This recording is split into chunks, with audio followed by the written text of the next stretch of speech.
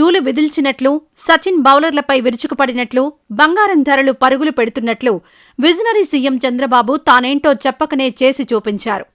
చంద్రబాబు ముఖ్యమంత్రి అయినప్పట్నుంచి తన మార్కు చూపించడానికి చూస్తున్నారు. అది వేగంగా, ఎవరి ఊహకు అందకుండా సాక్షాత్తు ప్రధాని మోడీ కూడా ముగ్ధుడయ్యేలా స్పీడప్ చేస్తున్నారు బాబు. ఆంధ్రప్రదేశ్ చరిత్రలో మరో చారిత్రక ఘట్టం. దేశంలోనే తొలి గూగుల్ ఏఐ హబ్ ఏర్పాటుకు అవగాహన ఒప్పందం కుదిరింది. 87,520 కోట్ల పెట్టుబడులతో ఏఐ డేటా సెంటర్ను గూగుల్ ఏర్పాటు చేయనుంది. 1 గిగావాట్ కెపాసిటీతో ఏఐ డేటా సెంటర్ ఏర్పాటుకు ప్రభుత్వం ప్రణాళికలు సిద్ధం చేస్తోంది.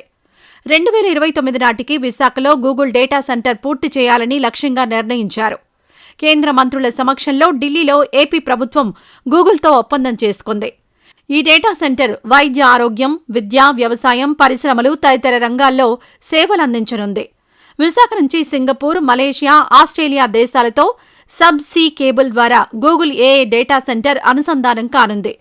గూగుల్ డేటా సెంటర్ ఏర్పాటుతో 1.88 లక్షల మందికి ఉద్యోగాలొస్తాయి. విశాఖ నుంచి 12 దేశాలతో సబ్ సీ కేబుల్ విధానం ద్వారా అనుసంధానం చేస్తామని Google cloud global CEO Thomas Kurian వెల్లడించారు. అమెరికా వెలుపల పెద్ద ఎత్తున పెట్టుబడులు పెట్టడం ఇదే తొలిసారి అని చెప్పారు. జెమినీ ఏఐ, గూగుల్ అందించే ఇతర సేవలు ఈ డేటా సెంటర్ ద్వారా అందుతాయన్నారు.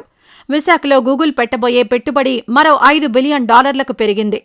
ఇప్పటి వరకు $10 బిలియన్ వచ్చే 5 ఏళ్లలో పెట్టుబడిగా పెడతారని అనుకున్నారు. కానీ అది $15 బిలియన్ పెంచినట్లుగా ఒప్పంద సమయంలో గూగుల్ సీఈఓ సుందర్ పిచాయ్ ప్రకటించారు. ఈ నిర్ణయం ఒక ల్యాండ్ మార్కుగా నిలిచిపోతుందన్నారు. కాగా ప్రధాని మోదీ సైతం స్పందిస్తూ టెక్నాలజీలో భారత్ గ్లోబల్ లీడర్గా నిలుస్తుందన్నారు.